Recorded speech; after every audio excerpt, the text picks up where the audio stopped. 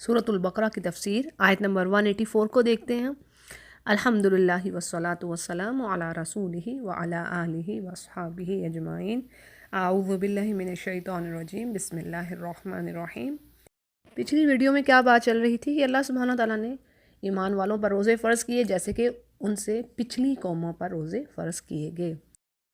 अच्छा, रोज़े के लिए जो वर्ड सयाम यहाँ पर यूज़ हुआ है वो सौम से आ रहा है, यानी सौम इसका मस्दर है जिसके शरई माना है सुबह से लेके, यानी सुबह फजर होने से पहले ग़ुरूब आफ्ताब तक, यानी सनसेट होने तक खाने पीने और बीवी के साथ हम बिस्तरी करने से रुके रहना अल्लाह की रज़ा के लिए। यानी कई हलाल कामों से आप परहेज़ करते हैं, अगरचे वो हलाल हैं, खाना पीना हलाल है, मियाँ बीवी का इकट्ठे होना हलाल है, लेकिन रोज़े की हालत में हलाल कामों से भी आप बचते हैं, रुकते हैं। तो ये क्या है? ये इबादत है। और पीछे हमने जान लिया कि इबादत, कोई भी किसी किस्म की भी इबादत हो, उससे तकवा हासिल होता है, और तकवा ही तमाम अमाल की जो चोटी है, खैर कह लें, सबब है खैर का, मिफ्ताह है, चाबी है हर खैर की, वो तकवा है। ठीक है जी, तो वो किसी भी किस्म की इबादत से हासिल होता है, लेकिन ख़ास कर रोज़ा की जो अहमियत है, देखें हदीस से क्या पता चलता है कि आप सल्लल्लाहु अलैहि वसल्लम ने फरमाया कि अल्लाह फरमाता है कि मोमिन बंदा मेरे लिए रोज़ा रखता है, यानी रोज़ा मेरे लिए है और इसका अजर भी मैं दूंगा। यानी कितना अजर होगा इसका कोई शुमार नहीं कर सकता, वो अल्लाह के यहाँ महफूज है, अल्लाह ही खूब जानता है। ये इस चीज़ को एम्फसाइज़ करता है कि रोज़ा बड़ी अहमियत का हामिल है। इसी तरह तफसीर के मुताबिक इस्लाम के जैसे अक्सर अहकामात जो थे, जो लॉज थे, वो आहिस्ता आहिस्ता इम्प्लीमेंट हुए, आहिस्ता आहिस्ता सेंड डाउन हुए और फिर उनको इम्प्लीमेंट किया गया। जैसे शराब के बारे में भी सूरत अल-बक़रा में पहले हुक्म आता है, फिर उसके बाद उसकी मज़ीद हुर्मत जो बिल्कुल फिर मना कर दिया गया, उसके बारे में आगे डिटेल आती है। तो बात यह है कि रोज़े भी दूसरे लॉज की तरह आहिस्ता आहिस्ता बतदरीज, यानी कि स्लो स्लो, ठीक है, ग्रेजुअली जिसे आप कह लें। तो एक रवायत के मुताबिक आप सल्लल्लाहु अलैहि वसल्लम ने इब्तदा में मुसलमानों को सिर्फ़ हर महीने 3 दिन के रोज़े रखने की हदायत की थी, मगर ये रोज़े फ़र्ज़ नहीं थे, ठीक है, ये फ़र्ज़ रोज़े नहीं थे। फिर सन 2 हिजरी में रमज़ान के रोज़ों का हुक्म कुरान करीम में नाजिल हुआ, मगर उसमें भी इतनी रियायत रखी गई कि जो लोग रोज़े को बर्दाश्त करने की ताकत ना रखते हों वो रोज़ा ना रखें, वो फ़िदिया दे दें, ठीक है। जैसे पहले हम आयत आगे बल्कि पढ़ेंगे अभी कि वो हर रोज़े के बदले एक मिस्कीन को खाना खिला दिया करें। अब उसके बाद दूसरा हुक्म नाजिल हुआ, और फिर उसके बाद ये जो रियायत थी, यानी ये जो कमी तखफीफ की गई थी, उसको मनसूख कर दिया गया, कैंसिल हो गई। जैसे इससे अगली ही आयत अय्याम मादूदात, यानी गिने चुने ये दिन हैं, फमन काना मिनकुम मरीदन औ अला सफरिन फ़इद्दतुम मिन अय्यामिन उखर, यानी थोड़े से तो दिन है। गिने चुने दिन से मुराद क्या है कि थोड़े से तो दिन है, ये साल के बाद, और चंद दिन है, पता ही नहीं चलता दिन कैसे गुजर गए। तो ये चंद गिने चुने दिन हैं, तो तुम में से फिर भी जो कोई मरीद हो या फिर वो सफ़र पर हो, फ़इद्दतुम मिन, तो वो अपनी गिनती पूरी करे दूसरे दिनों से। व अलल्लज़ीना युतीकूनहु फ़िदियतुन ताअमु मिस्कीन, और जो लोग ताकत रखते हों, युतीकू ताकत से आ रहा है, जो लोग कुव्वत रखते हैं, ताकत रखते हैं लेकिन फिर भी रोज़ा नहीं रख रहे, अब वो फ़िदिया दें एक मिस्कीन का खाना, ठीक है। और जो फ़मन ततव्वा खैरन फ़हुवा खैरुल्लाह, जो खुशी से भलाई करता है तो उसके लिए ये बेहतर है। अच्छा, ये जो आयत थी इस पर अमल करना मनसूख हो गया, कैंसिल हो गया, ठीक है, क्योंकि इसमें ये कहा जा रहा है ना कि जो ताकत रखते हों वो भी अगर रोज़ा नहीं रखते तो ठीक है, वो इसके बदले मिस्कीन को खाना खिला दिया करें। लेकिन बाद में फिर दूसरा हुक्म नाजिल हुआ और ये रियायत, ये तखफीफ, फैसिलिटी, सहूलत कह लें, ये मनसूख कर दी गई, कैंसिल हो गई। लेकिन चंद लोगों के लिए फिर भी सहूलत रह गई, ठीक है। अब वो चंद लोग में कौन से लोग आ रहे हैं? जैसे मरीज़, ठीक है, इसकी वजाहत भी दे देती हूँ कि दायमी मरीज़ जो है, दायमी मरीज़, ठीक है, जिसकी बीमारी के दूर होने के कोई चांसेस नहीं है, यानी वो बीमारी उसको चिमट गई है, अब वो दायमी मरीज़ है, अब वो लेटर ऑन भी कुव्वत नहीं पाता। यानी बाज़ औक़ात ऐसा होता ना कि इंसान वक्ती तौर पर बीमार हो गया, कोई मुश्किल हो गई, ठीक है, लेकिन अब कुछ ऐसा है कि वो ठीक ही नहीं हो सकता, वो बीमारी उसको रहेगी। तो वो दायमी मरीज़ के लिए एक तो हो गया اس کو سہولت ہے ابھی بھی. اور مسافر کے لیے کہ اگر سفر میں ہیں آپ تو آپ چھوڑ سکتے ہیں روزہ ڈیورنگ ٹریولنگ، لیکن اس کے بعد پھر آپ نے گنتی پوری کرنی ہے. ٹھیک ہے، آپ نے پھر دوسرے جب آپ اپنے گھر پر ہیں تو اپنے اس جو چھوٹے ہوئے روزے ہیں ان کو پورا کیجیے، گنتی کو پورا کرنا ہے. یہ ہو گیا مریض، مسافر اور حاملہ یا دودھ پلانے والی. ٹھیک ہے نا.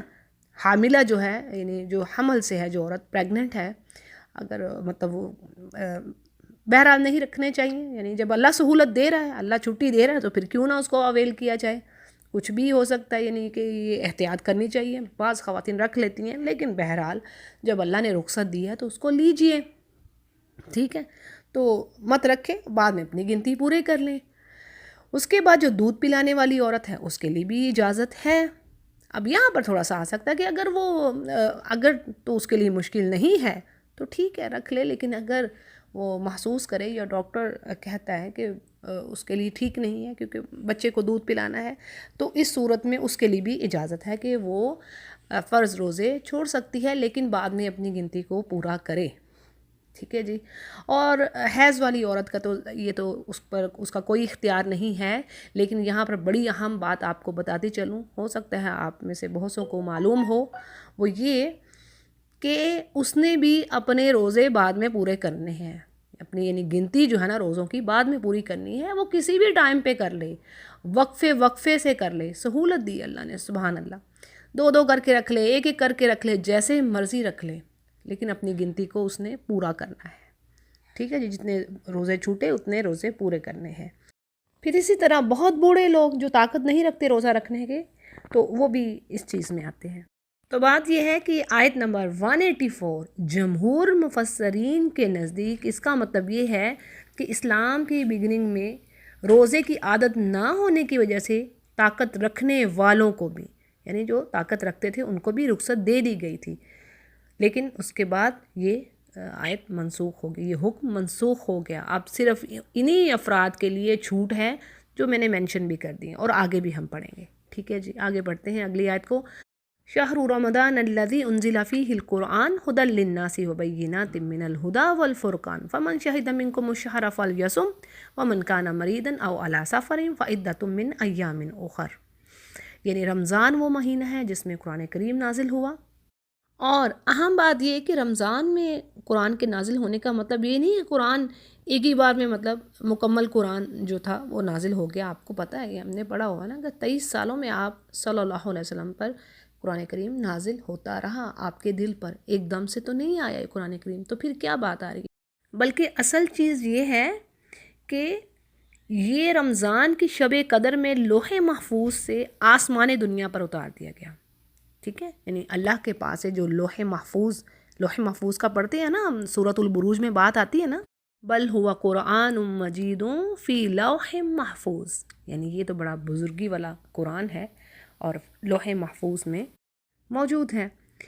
تو بات یہ ہے کہ یہ رمضان کی شب قدر میں لوح محفوظ سے آسمان دنیا پر اتار دیا گیا اور وہاں بیت العزہ میں رکھ دیا گیا. یہ تفسیر احسن البیان سے میں آپ کو بتا رہی ہوں. ٹھیک ہے جی. اور وہاں سے پھر یعنی جب آسمان دنیا کے آسمان پر اتار دیا گیا، وہاں بیت العزہ میں رکھ دیا گیا، پھر وہاں سے آہستہ آہستہ، ٹھیک ہے نا، حسب حالات 23 سالوں تک آپ صلی اللہ علیہ وسلم کے دل پر اترتا رہا. 23 سالوں تک. اور بعض دوسری کتابوں کے بارے میں آتا ہے کہ کچھ ایسا بھی تھا سلسلہ کہ یک دم سے ہی کتاب ساری کی ساری نبی کو دے دی گئی، لیکن قرآن کریم کے ساتھ ایسا نہیں ہے. ٹھیک ہے جی. یہ ابن کثیر کی روایت ہے کہ حسب حالات 23 سالوں تک قرآن کریم اترتا رہا. اسی لیے یہ کہنا کہ قرآن کریم لیلۃ القدر، رمضان یا لیلۃ المبارک میں اترا، تو یہ سب صحیح ہے. اور اسی طرح بعض مفسرین کے نزدیک اس کا معنی یہ ہے کہ رمضان المبارک میں قرآن کریم کے نازل ہونے کا آغاز ہوا، اور پہلی وحی جو تھی وہ غار حرا میں آئی، وہ بھی رمضان میں آئی. اس اعتبار سے قرآن مجید اور رمضان المبارک آپس میں خاص گہرا تعلق ہے. اسی وجہ سے نبی کریم صلی اللہ علیہ وسلم اس مہینے میں جبریل علیہ السلام سے قرآن کا دورہ کیا کرتے تھے، اور جس سال آپ کی وفات ہوئی آپ نے رمضان میں جبریل علیہ السلام کے ساتھ 2 مرتبہ دورہ کیا قرآن کریم کا۔ تو بات یہ ہے کہ قرآن کریم نے ہر ایک جو چیز اس کے ساتھ جڑی اس کو عظیم کر دیا۔ یعنی دیکھیں مہینہ قرآن کریم جس مہینے میں آیا وہ مہینہ عظمت والا ہو گیا، جس رات میں اترا وہ رات عظمت والی ہوگی، جس نبی پر آیا وہ سید الانبیاء، انبیاء کے سردار۔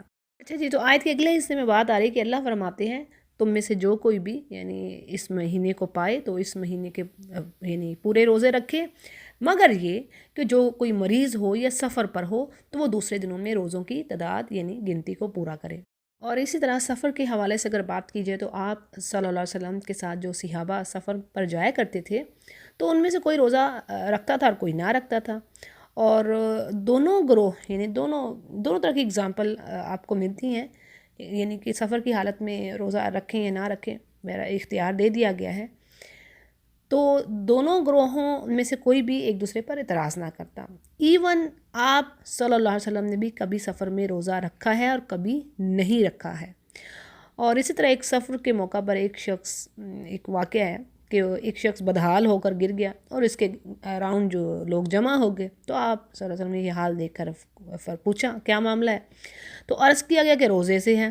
فرمایا یہ نیکی نہیں ہے، یعنی دیکھیں نا اب آپ کی حالت غیر ہوگی، آپ عبادت کرنے کے قابل نہ رہے تو یہ کوئی نیکی نہیں ہے۔ تو اسی لیے جس چیز کی اللہ نے رخصت دی ہے اس کو لے لینا چاہیے۔ ہاں اگر کوئی سمجھ رہا ہے کہ میں چند گھنٹوں کا سفر ہے تو میرے لیے کوئی مشکل نہیں ہے تو ٹھیک ہے، بہرحال۔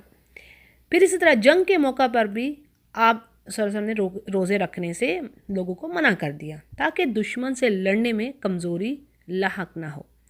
اور عمر رضی اللہ عنہ کی روایت ہے کہ ہم نبی کریم صلی اللہ علیہ وسلم کے ساتھ 2 مرتبہ رمضان میں جنگ پر گئے، پہلی مرتبہ جنگ بدر میں اور آخری مرتبہ فتح مکہ کے موقع پر، اور دونوں مرتبہ ہم نے روزے چھوڑ دیے۔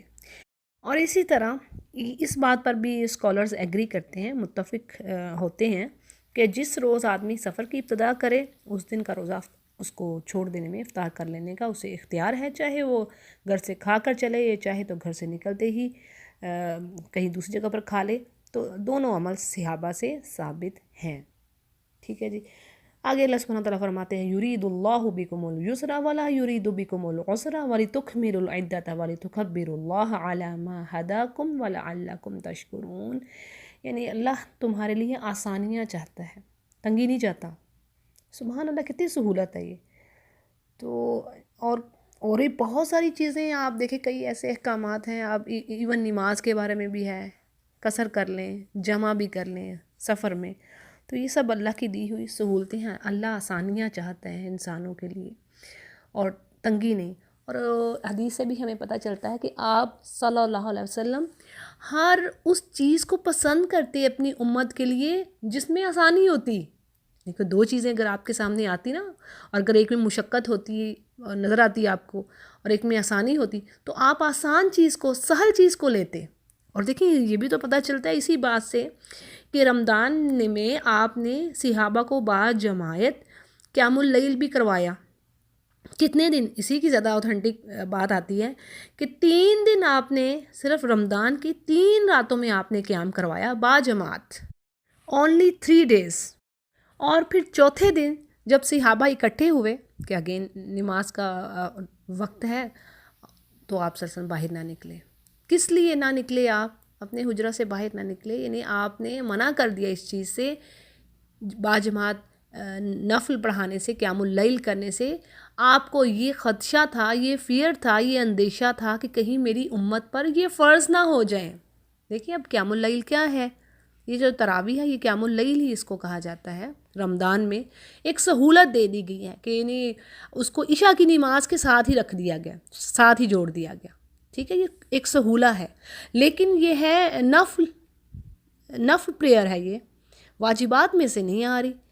اور اس کو صحیح سنن اور ترمذی اور صحیح سنن ابن ماجہ روایت کر رہے ہیں، یہ تراویح والی بات ہے۔ ٹھیک ہے، تراویح میں اب کیا ہے، وہ کہتے ہیں 8 رکعات ہیں اور 11 رکعت وطر کے ساتھ ہوگی۔ 3 رکعت اگر آپ وطر کی بھی ایڈ کر لیں گے تو 11 ہو جائے گی۔ تو بات یہ ہے کہ آپ صلی اللہ علیہ وسلم سے 20 رکعت تراویح پڑھنا کسی بھی صحیح حدیث سے ثابت نہیں ہے۔ ٹھیک ہے، 20 رکعت کسی بھی حدیث سے ثابت نہیں ہے۔ ہاں اب ہو رہا ہے مطلب حرمین میں، دونوں حرمین میں 20 ہوتی ہیں۔ اب اس پہ ایک لمبی بحث ہے، اور بھئی بہت سارے ایسے کام ہیں جو علماء کے درمیان جو اختلافات کا باعث بنے ہوئے ہیں۔ تو بہرحال میں نے آپ کے آگے یہ بات رکھ دی ہے کہ 20 آپ صلی اللہ علیہ وسلم سے ثابت نہیں ہے، 8 ہیں۔ اور ایون سعودی عربیہ میں بھی جو ان کی عام مساجد ہیں حرمین سے ہٹ کر، جو عام جیسے جدہ ہے، ریاض ہے، تمام مساجد میں ہم 8 رکعات ہی تراویح کی پڑھتے ہیں، اور 3 پھر وتر امام پڑھاتا ہے۔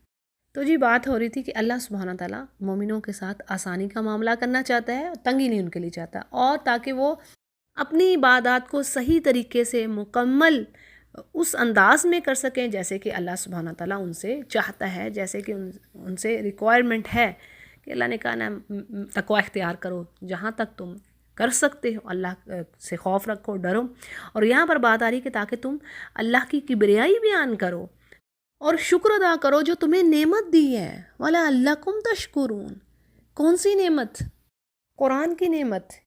دیکھیں جب ہم سورہ فاتحہ پڑھتے ہیں تو دعا ہے نا ساری، کہ ہم دعا مانگتے ہیں کہ یا رب ہم تیری ہی عبادت کرتے ہیں، ہم اپنے ہر کام میں تجھ ہی سے مدد چاہتے ہیں، اور ہم بے بس ہیں، عاجز ہیں، ہمیں معلوم نہیں ہے کہ اس دنیا میں کیسے رہنا، زندگی کیسے گزارنی ہے، کن اصولوں پر گزاری جائے، کیسے سوسائٹی کو بہترین خوبصورت بنایا جائے جو اظہار محبت اور قربانی کے جذبوں پر ہو، جہاں پر کوئی کسی کا حق نہ مار رہا ہو، سیلفش نہ ہو، صرف نفسی کا ہی دور نہ چل رہا ہو۔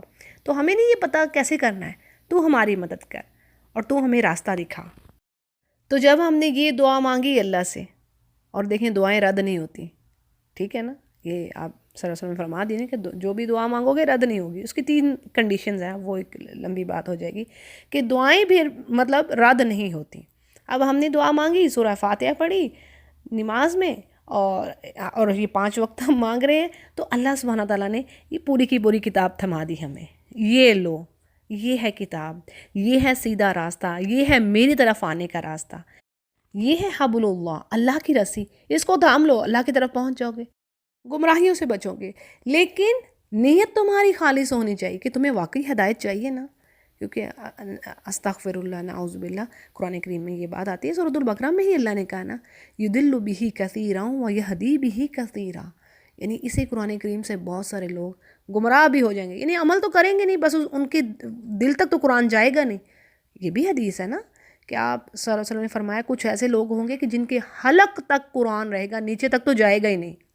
تو اب استغفار کرتے ہیں اس چیز سے، تو اللہ تعالیٰ ہمیں اس سے بھرپور فائدہ اٹھانے کی توفیق دے، اس پر عمل کرنے کی توفیق دے۔ تو یہ اللہ کی رسی ہے، اور یہ شفا ہے، یہ ہے ہدایت، یہ ہے رحمت، یہ ہے بلیسنگ انسانوں کے لیے۔ اس پر شکر گزاری کرنی ہے، اتنی بڑی نعمت، اتنی بڑی نعمت، اس کے بعد کوئی چیز ہے ہی نہیں ہے، کوئی چیز، یہ نور ہے۔ اللہ نے کہہ تو دی یہ نور ہے، جہالت سے تمہیں نور کی طرف اللہ لے کے آتا ہے۔ تو آپ دیکھیں ذرا سمپل مثالوں سے آپ بات کو سمجھیے، اگر سورج نہ ہو تو کیسا ہوتا ہے؟ رات ہوتی ہے نا، کچھ نظر تو آتا نہیں ہے۔ تو ایسا ہی ہے جن کے دلوں میں پھر یعنی جن کے دلوں میں ایمان نہیں ہے، اس پر عمل نہیں ہو رہا قرآن کریم پر، تو اس روشنی سے، اس لائٹ سے انسان محروم رہا۔ اور جیسے بات آتی ہے نا الذین آتیناہم الکتاب یتلونہ حق تلاوتہ اولئک یؤمنون بہ، سورۃ البقرہ میں ہے یہ بات کہ جن کو ہم نے کتاب دی وہ اس کتاب کا حق دیتے ہوئے اس کو پڑھتے ہیں، اور وہی اس پر بلیو کرتے ہیں۔ ظاہر ہے جو اس بلیور ہوگا وہی اس کو پڑھے گا، یقین رکھے گا، امید رکھے گا کہ اس پر اس کو اجر ہے۔ وَمَن يَكْفُرْ بِهِ فَأُولَٰئِكَ هُمُ الْخَاسِرُونَ، اور جو اس کو جھٹلاتا ہے، نہیں مانتا، وہ خسارہ پانے والوں میں سے ہیں۔ تو اللہ تعالیٰ ہمارے دلوں میں اس کو جما دے اور اس پر استقامت دے اور عمل کی توفیق دے۔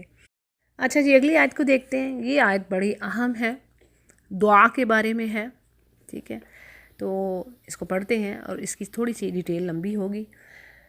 آیت ہے وَإِذَا سَأَلَكَ عِبَادِي أَنِّي فَإِنِّي قَرِيبٌ أُجِيبُ دَعْوَةَ الدَّاعِ إِذَا دَعَانِ فَلْيَسْتَجِيبُوا لِي وَلْيُؤْمِنُوا بِي لَعَلَّهُمْ يَرْشُدُونَ، یعنی اے نبی میرے بندے اگر تم سے میرے بارے میں پوچھیں تو انہیں بتا دیجئے کہ میں ان کے قریب ہی ہوں، اور جب کوئی پکارنے والا مجھے پکارتا ہے تو میں اس کی پکار کا یعنی اس کی دعا سنتا ہوں، جواب دیتا ہوں۔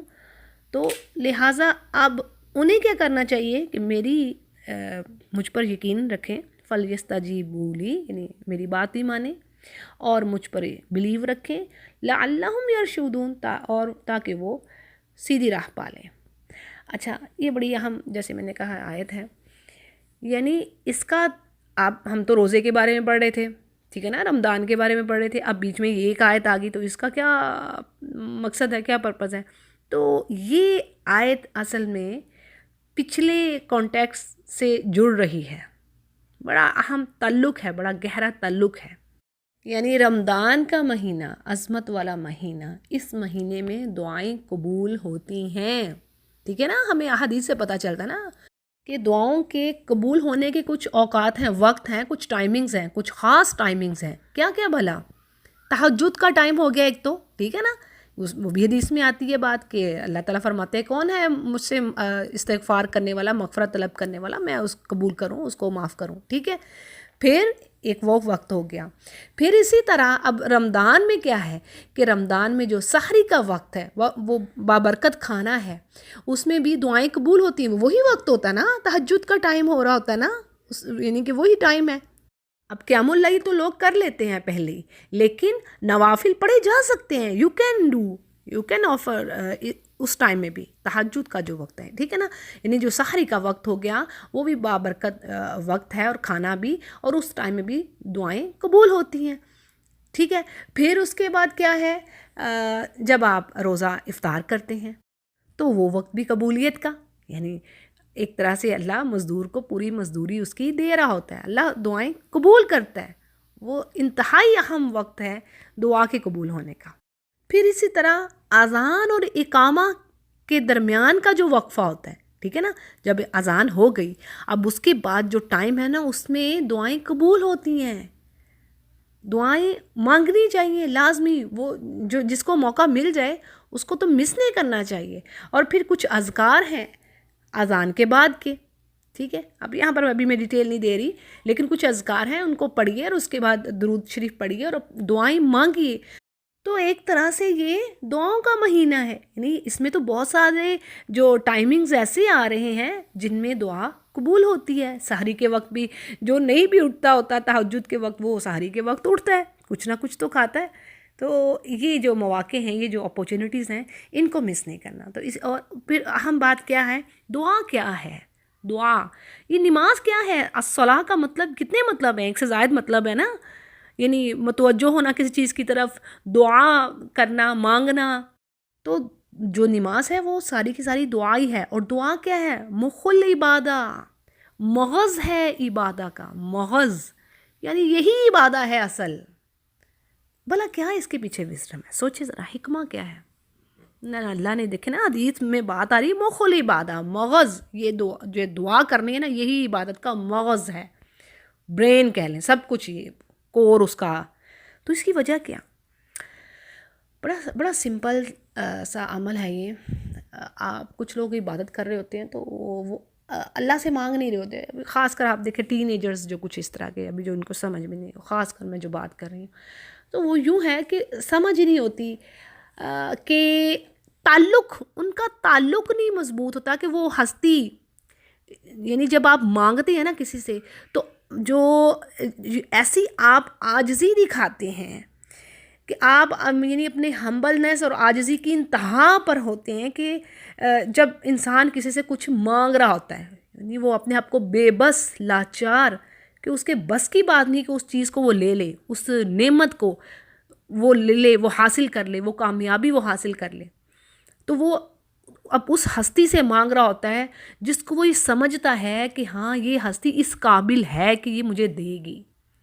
انسان الہ کا مطلب ہے نا، الہ کے 2-3 مطلب ہیں، الہ کتنی بار قرآن کریم میں ورڈ آئے الہ، تو یعنی ایک عام جو اس کی جو ایک جو میننگ ہے نا، 2-3 میننگ ہیں، ان میں سے ایک میننگ یہ آتا ہے کہ عام جو عوام الناس ہے نا، اس کے لیے یعنی کہ الہ ایسی چیز، ایسی ہستی جس سے وہ اپنی حاجات، ضروریات، اپنی دکھ درد، جو کچھ بھی ان کے جو نیڈز ہیں، وہ اس کے لیے اس ہستی کو پکارتے ہیں، جو ان کے بس میں نہیں ہوتی لینا۔ دیکھیں کھانا کھانے کے بعد کتنی پیاری دعا ہے، جو ایک تو یہ ہے نا الحمدللہ الذی اطعمنا وسقانا وجعلنا من المسلمین، ایک اور دعا ہے، ٹھیک ہے. اور یہ دعائیں جو ایک بار جو کوئی دعا یہ پڑھ لے گا اس کے گناہ معاف ہو جاتے ہیں. اس کی وجہ کیا ہے؟ سوچنے کی بات یہ ہے کہ اتنی اسی بات پر اتنا ہمیں ریوارڈ مل رہا ہے، آخر وجہ کیا ہے؟ یعنی بات یہ ہے کہ ہم زبان سے تو کہہ رہے ہوتے ہیں، دل سے بھی کہنا چاہیے. اصل میں فوکس تو ہونا چاہیے کہ کہہ رہے ہیں، دل سے بھی ہمیں یہ بات ہونا چاہیے کہ اللہ ہم تو عاجز تھے، بے بس تھے، ہم یہ اپنا کھانا جو تو نے عطا کیا ہم تو اس کے بنانے پر قادر نہ تھے، ہماری قوت نہ تھی کہ ہم اس کو لے سکتے. تو ہم یہ اللہ کی جو بادشاہت ہے، جو اس کا رب ہونا ہے، جو اس کی ربوبیت ہے، جو اس کی سوورنٹی ہے، اس کو ایکسیپٹ کر رہے ہوتے ہیں، اس کا اقرار کر رہے ہوتے ہیں، اس کو ہم ٹیسٹیفائی کر رہے ہوتے ہیں کہ ہاں یا رب یہ تو دینے والا ہے، ہمارا تو کوئی کمال ہی نہیں ہے. تو اس پر پھر اللہ سبحانہ تعالیٰ یہ گناہ بخش رہا ہے. اللہ کے ساتھ تعلق مضبوط ہونا. دعا کیا کرتی ہے؟ دعا اللہ کے ساتھ آپ کو جوڑتی ہے. ہاں آپ سوچتے ہیں ہے کوئی ہستی بھی، اب دیکھیں جو لا دین جسے کہتے ہیں، جو مانتا ہی نہیں ہے کوئی رب ہے، وہ کہتے ہیں ہم تو اپنا ہی پکا رہے ہیں، کھا رہے ہیں، ہم تو اپنا ہی اگاتے ہیں. نعوذ باللہ. یعنی بات یہی ہے کہ یہ جو دعا ہے نا وہ اللہ کے ساتھ ہمارا تعلق مضبوط کر دیتی ہے کہ ہم کچھ نہیں ہیں، ہم خاک ہیں، دینے والی تو ذات وہ ہے. تو یہ دعا ہمارا رشتہ مضبوط کرتی ہے، تعلق اللہ کے ساتھ. اسی لیے تو جب شرک کی بات آتی نا تو شرک کی ٹائپس ہیں. یعنی جس نے اللہ سے ہٹ کر کسی سے کچھ مانگا، دیکھیں کتنی اہم بات ہے، کسی نے اللہ سے ہٹ کر کسی مردہ سے، کسی جو قبر میں دفن ہے، وہ بیچارہ خود نہیں کچھ کر سکتا اپنے لیے، جا کے اس سے حاجتیں مانگ رہے اور پھر بعد میں کہتے بھی کہ ہم نے فلاں داتا فلاں کے دربار سے ہمیں یہ چیز حاصل ہوئی ہے. نعوذ باللہ. کتنا بڑا شرک کر دیا کہ اللہ نعمتیں وہ دے رہا ہے اور جا کے کسی دوسروں سے مانگ رہے ہیں. دے تو وہی رہا ہے اور شرک کر کے اپنا بیڑا غرق کر رہے ہیں. تو یہ دعا فی شرک بھی ہوتا ہے. اسی لیے اپنی حاجات کو، مشکلات کو اللہ سے مانگیے، کوئی بیچ میں وسیلہ نہیں ہے. بڑی زبردست اسی آیت پر ایک شیخ نے بات کہی، بڑی زبردست بات. انہوں نے کہا، غور کرنے کی بات ہے کہ جب کوئی حکم آتا ہے نا اور یا کوئی بات پوچھتے ہیں صحابہ تو بیچ میں آ جاتا ہے کل کا ورڈ. یعنی جیسے صحابہ پوچھتے ہیں کہ کیا خرچ کریں، جیسے سورۃ البقرہ ہی کی آیت نمبر 215 میں بات آتی ہے یسألونک ماذا ینفقون. وہ آپ سے پوچھتے ہیں، یعنی صحابہ پوچھتے ہیں کہ کیا خرچ کریں، تو ورڈ آ رہا ہے کل ما انفقتو، کل کا ورڈ آ رہا ہے بیچ میں کہ کہہ دیجئے. یعنی ایک ڈسٹنس آ گیا، ایک بیچ میں میڈیا آ گیا. پھر اسی طرح آیت نمبر 190 میں آپ پڑھتی ہیں یسألونک عن الاہلہ، یعنی وہ آپ سے چاند کے بارے میں پوچھتے ہیں تو کہہ دیجئے کل. پھر آگے بات آتی ہے کل، یعنی آپ ان سے کہیے، ٹھیک ہے نا. بیچ میں ایک پھر وہ ایک میڈیا آ گیا، ایک وسیلہ آ گیا. لیکن یہاں پر بات آتی ہے کہ جب یہ بات کہی جا رہی ہے کہ وَإِذَا سَأَلَكَ عِبَادِي عَنِّي، جب میرے بندے میرے بارے میں، عبادی میرے بندے، بڑی خوبصورت آیت کی. ہم یہ تو قرآن کریم کا ہم اندازہ نہیں کر سکتے اس کی خوبصورتی کا. اللہ نے کہہ نہیں دیا سارے سمندر سیاہی بن جائے، سارے درخت قلم بن جائے تو اللہ کی تعریف نامکمل ہو. وہ کیا بات ہے اس کلام کی. تو اب اللہ فرما رہے ہیں کہ وَإِذَا سَأَلَكَ، جب آپ سے پوچھے ہیں نبی میرے بندے میرے بارے میں، فَإِنِّي قریب. کل کا ورڈ آیا نہیں آیا نا. جب یہاں پر نہیں اللہ لا رہے، اللہ فوراً کہہ رہے ہیں ہاں میں قریب ہوں، تو پھر ہم لوگ کہاں سے وسیلے ڈھونڈتے ہیں بھئی. اسی لیے میرا خیال ہے میرا ایک لیکچر تو تھا، میں نے پتہ نہیں یوٹیوب پہ چڑھایا کہ نہیں، کہ وسیلہ سے دعا مانگنی نہیں جائز. آپ پورا قرآن کریم اٹھا کے دیکھ لیجئے. نبی کریم صلی اللہ علیہ وسلم سے پہلے کتنے انبیاء آئے، کتنے انبیاء. کبھی ہم نے پڑھا آپ صلی اللہ علیہ وسلم نے ابراہیم کے علیہ السلام کے واسطے سے اللہ ان کے واسطے سے مجھے بخش دے، ان کے صدقے مجھے بخش دے، ایسا کہا نہیں کہا. یا ابراہیم علیہ السلام نے نوح علیہ السلام کا حوالہ دیا، وہ اس سے پہلے آئے تھے نا، کسی نبی کا حوالہ دیا، اللہ مجھے اس نبی کے حوالے سے بخش دے اس کے صدقے. ایسا ہے نہیں آیا، کہیں بھی نہیں آیا. اٹھا لیجئے پورا قرآن کریم اور چیک کیجئے خود سے، جو پڑھے لکھے لوگ ہیں. اللہ ہمیں سمجھ عطا فرمائے. ڈائریکٹ اللہ کو پکاری، اللہ کہہ رہا ہے ڈائریکٹ مجھے پکارو، کوئی میڈیا نہیں بیچ میں لانے کی ضرورت. کسی کا صدقہ یا کسی کا حوالہ نہیں دینا بہنوں. بڑا ضروری ہے. اٹھا کے دیکھیے ربنا سے شروع ہو رہی ہیں دعائیں. کوئی دعا نہیں شروع ہو رہی کہ فلاں نبی کے واسطے اس کے ہیلے سے مجھے بخش دے. ہاں حدیث سے ہمیں کیا پتہ چلتا ہے کہ آپ صلی اللہ علیہ وسلم نے فرمایا کہ اپنے نیک اعمال کا آپ آگے وسیلہ رکھ سکتے ہیں. کتنا آسان ہے، کتنا آسان. اپنے نیک اعمال کا، کیونکہ اس حدیث میں آتا نا 3 شخص جو غار میں پھنس گئے تھے. دیکھیں لمبی حدیث ہے اس پہ. 3 شخص جو غار میں پھنس گئے. ایک شخص نے کہا یا رب میرا ایک نیک عمل میں نے کیا تھا، تو اگر تجھے وہ عمل پسند آیا ہے تو اس غار کا منہ کھول دے. اس کو غار بند ہو گئی تھی تو پتھر کو سرکا دے. تو ذرا سا پتھر سرک گیا، راستہ بن گیا. پھر دوسرے شخص نے کہا کہ یا رب میرا ایسا ایک نیک عمل تھا، وہ میں اب ڈیٹیل نہیں دے رہی اس پر، تو اگر تجھے وہ عمل پسند آیا میرا جو میں تیری خاطر خالص میں نے تیری خاطر کیا تھا، تو وہ تو اس کو دروازہ کھول دے. اس طرح تیسرے نے بھی کہا اور وہ پتھر ہٹ گیا. ٹھیک ہے جی. تو یہ ہمیں حدیث سے ملتی ہے بات کہ اپنے نیک اعمال کا آپ دے سکتے ہیں، حوالہ کر سکتے ہیں. ایسے بات ورنہ تو ہم عاجز، ہم تو کسی قابل نہیں، کوئی نیک کام پتہ نہیں ہم کیا کرتے ہیں اور کیا نہیں. تو بس اللہ کی رحمت سے ڈائریکٹ اللہ سے اس کی رحمت کو پکاریے، اس کے کرم سے کہ اللہ تعالیٰ بس تو اپنا کرم کر دے. ہم کسی قابل نہیں. اور اللہ تعالیٰ نے کہہ دیا نا سورہ قاف میں، اللہ نے فرمایا وَلَقَدْ خَلَقْنَا الْإِنسَانَ وَنَعْلَمُ مَا تُوَسْوِسُ بِهِ نَفْسُهُ. ہم نے انسان کو پیدا کیا اور ہم خوب جانتے ہیں اس کے جو وسوسے اٹھتے ہیں اس کے نفس میں، اور ہم اس کی شاہ رخت سے بھی زیادہ اس کے قریب ہیں. وَنَحْنُ أَقْرَبُ إِلَيْهِ مِنْ حَبْلِ الْوَرِيدِ. حبل یہ جو رسی، یہ سانس کی یہ جو نالی ہے، شارگ، اس سے بھی زیادہ قریب ہے اللہ. تو جو اتنا قریب ہے اس کے لیے کوئی واسطہ چاہیے؟ یہ شیطان ہمیں بڑا ہمیں گمراہ کر دیتا ہے، یہ ہمیں ہٹا دیتا ہے. یہ بہت بڑا دشمن ہے ہمارا، جیسے اللہ نے کہہ دیا نا کھلا دشمن ہے، اس کو دشمن سمجھو اس کو. تو اللہ نے تو راستہ کھولا ہے. تو یہاں پر پھر وہ شیخ کہتے ہیں کہ اس میں تو اللہ نے فوراً کہہ دیا کہ بھی میں تمہارے قریب ہوں، میں تمہاری دعائیں سنتا ہوں. اب تمہارا بھی کام ہے. اب کنڈیشن آ رہی ہے. ٹھیک ہے جی. اب دعاؤں کی تو میں نے بات الحمدللہ ڈیٹیل دے دی، آپ کو سمجھا دیا مختصر کہ بھی دعائیں کس طریقے سے کرنی. اور دعاؤں کا ایک اور طریقہ ہے کہ آپ نے پہلے اللہ کی ثنا، الحمدللہ اللہ کی ثنا تعریف کر اس کے بعد درود شریف پڑھیے. اول آخر درود شریف ہونا چاہیے. جب بھی آپ کوئی دعا مانگ رہے ہیں بیٹھی ہوئی اس طرح، اول آخر درود شریف لازمی پڑھ لیجیے. یہ دعا کے آداب میں سے ہے. ٹھیک ہے. اور بتا دیے باقی میں نے، بس آپ جو نبی کریم صلی اللہ علیہ وسلم کی دعائیں ہیں زبردست دعائیں ہیں. ہمیں مانگنے کا طریقہ ہی نہیں آتا، کوئی چیز چھوڑی نہیں ہے. آپ صلی اللہ علیہ وسلم کی دعاؤں میں آپ دیکھیں ہر طرح کی ہمیں بات ملتی ہیں، اولاد کے حوالے سے، پریشانیوں کے حوالے سے، کوئی زندگی کی جو مسائل ہیں، غم ہیں، ہر طرح کی بات ہمیں ملتی ہے. بزنس ہے یا کچھ اس طرح کسی بھی کوئی بھی آپ اٹھا لیں، آپ صلی اللہ علیہ وسلم کی دعائیں ڈھیروں ڈھیر ترجمے کے ساتھ فوکس کرتے ہوئے دعاؤں پر دعائیں مانگیں اور اول آخر درود شریف پڑھیے. ٹھیک ہے. اور لرن کیجئے عربک کی دعائیں، چھوٹی چھوٹی دعاؤں سے شروع ہوئیے، ایک ایک لائن کی یاد کیجئے. بڑی رحمت ہے، بڑا کرم ہے یہ. ٹھیک ہے جی. تو یہ ہو گیا دعا کرنے کا، مانگنے کا انداز. اب شرائط کیا ہیں؟ ٹھیک ہے. اللہ نے کہا میں دعائیں قبول کرتا ہوں. ٹھیک ہے. اس میں ڈیٹیل دیے دیتی ہوں آپ کو. دعا ہی کی بات ہو رہی ہے تو دعاؤں کی 3 کنڈیشنز ہیں. یعنی اگر آپ نے کوئی دعا مانگی ہے تو اللہ جو آپ نے مانگا دے دے گا آپ کو.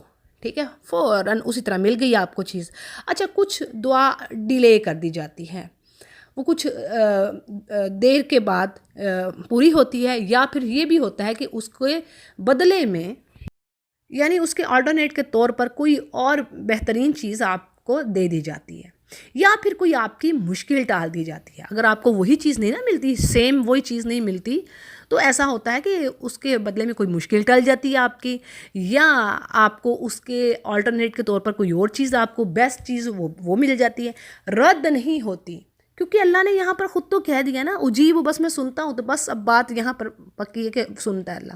اچھا 2 کنڈیشن میں نے بتا دی.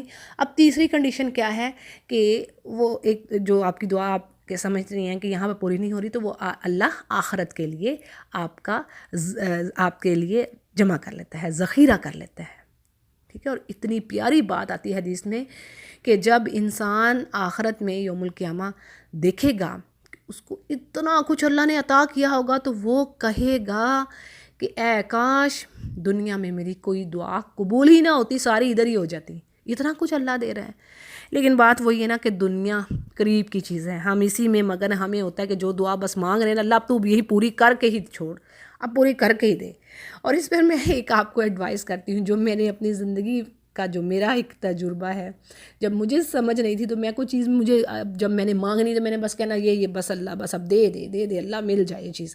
لیکن اب الحمدللہ کچھ عرصہ سے جو میں نے اپنا رویہ بدلا ہے وہ میں آپ ہی کے آگے شیئر کر رہی ہوں تاکہ آپ بھی اس چیز سے فائدہ اٹھائیں. تو وہ یہ کہ اب میں صبر کرتی ہوں، میں کہتی ہوں نہیں یا رب جو میرے حق میں بیسٹ ہے نا تو مجھے وہ دے دے. جو تجھے پتہ ہے نا تو وہ غائب کا جاننے والا ہے، اور تیرے سے بہتر تو میرا کوئی کر ہی نہیں سکتا، تو میرا رب ہے. ہاں مجھے ہو سکتا ہے وہ کوئی چیز اس میں وہ لگ رہی ہے، لیکن یا رب تم مجھے وہ دے دے جو تجھے پتہ ہے میرے لیے اچھا ہے، مجھے نہیں پتہ میرے لیے کیا اچھا ہے. تو میری ریکویسٹ ہے اور یوں کہہ لیں کہ مشورہ بھی ہے کہ آپ اسی طرح دعا مانگا کریں. یہ نہیں کہنا کہ بس وہ چیز مجھے مل ہی جائے. ہمیں نہیں پتہ ہوتا کہ ہم پتہ نہیں وہ شر ہی مانگ رہے ہوتے ہیں. قرآن میں بھی اللہ نے کہہ دیا کہ بعض اوقات انسان اپنے لیے شر مانگی جا رہا ہوتا ہے، اسے پتہ نہیں ہوتا پیچھے شر ہے، اور بعض اوقات چیز آپ کو اچھی نہیں لگ رہی ہوتی لیکن اس کے پیچھے خیر ہوتی ہے. ٹھیک ہے، تو مانگنا کیا ہے کہ یا رب جو تجھے پتہ ہے نا ہمارے لیے بیسٹ ہے، جو میرے لیے دنیا اور آخرت دونوں کے لیے بیسٹ ہے نا وہ مجھے دے دے، یا میرے بچوں کے لیے جو بھی اپنے بچوں کے لیے دعا کر رہے ہیں آپ تو اس طرح مانگیں کہ جو میرے بچوں کے لیے بھی اللہ بیسٹ ہے نا دونوں جہان میں، ان کے دونوں جہان بہتر کر. کیونکہ اللہ نے ہمیں سکھا تو دیا ربنا آتنا فی الدنیا حسنۃ وفی الآخرۃ حسنہ، یعنی اللہ ہم سے کہہ رہا ہے خود بھی، کیونکہ اللہ کو پتہ ہے ہماری جو نیچر ہے جو انسانی نفسیات ہے، ہم دنیا قریب کی چیزیں نا ہم دنیا بھی چاہتے ہیں. اسی لیے تو اللہ نے کہہ دیا کہ بھی تم مانگو دنیا بھی اچھی ہو اور آخرت بھی اچھی ہو. تو جی یہ ہوگی دعا کے حوالے سے ڈیٹیل. اب آگے شرائط کیا ہے، یعنی یہی ابھی کنڈیشنز کہہ لیں کہ اللہ تعالیٰ فرما رہے ہیں کہ پھر اب تمہیں بھی کیا چاہیے، تم نے کیا کرنا ہے. فَلْيَسْتَجِيبُوا لِي، یعنی جو میں نے اب جو کام تمہیں کرنے کو کہیں تم وہ کام کرو، یعنی میں تمہاری پکار کو سنوں گا. جیسے دیکھیں قرآن کریم میں کئی جگہوں پر بات آئی نا، جیسے یہود کے لیے اللہ نے کہا کہ اگر یہ تورات پر عمل کرنے والے ہوتے، میری کتاب کو ماننے والے ہوتے، عمل کرنے والے، تو پھر دیکھو میں رزق ان کو کیسے کیسے دیتا، ان کے پاؤں سے، ان کے اوپر سے، دائیں سے بائیں سے رزق آتا. رزق کی تو پریشانی پڑی ہوتی ہے، مالدار ہو اس کو بھی پریشانی ہوتی ہے کہ رزق کم ہو جائے گا، مال کم ہو جائے گا، بڑھانا کیسے ہے، یہی ہے نا رولا. ہاں اور بھی بہت ساری چیزیں ہیں، میں ایک بات کر رہی ہوں. تو مطلب اللہ فرما رہے ہیں کہ تم بھی پھر میرے باتوں پر عمل کرو. اب دیکھیں نا استغفار کرنے سے، سورہ نوح میں آپ پڑھ لیجئے، یہ بکھری ہوئی باتیں ہیں، سبحان اللہ موتی بکھرے ہوئے ہیں. ہم دیکھیں تو پھر ہے کہ اللہ نے کہا فَقُلْتُ اسْتَغْفِرُوا رَبَّكُمْ إِنَّهُ كَانَ غَفَّارًا يُرْسِلِ السَّمَاءَ عَلَيْكُمْ مِدْرَارًا وَيُمْدِدْكُمْ بِأَمْوَالٍ وَبَنِينَ. یعنی دیکھو اگر تم استغفار کر رہے ہو تو تمہارے لیے اللہ تعالیٰ یعنی مال و دولت کی فراوانی کرے گا، خوشحالی لائے گا دنیا کی، تمہیں اولاد دے گا. جس کے پاس اولاد نہیں ایک بات ہے تو اس کے لیے استغفار کا کہہ دیا گیا نا.